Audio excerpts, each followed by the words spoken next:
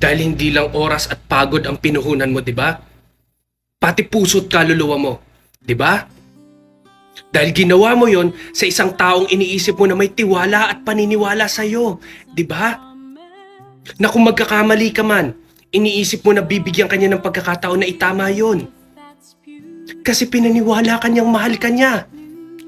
Na mahalaga ka sa kanya. Na iisa ang pangarap nyo. Na pareho kayo ng buhay na tinatanaw. Diba? Kailangan mong malaman kung bakit isang umaga pagising mo biglang nagbagong lahat.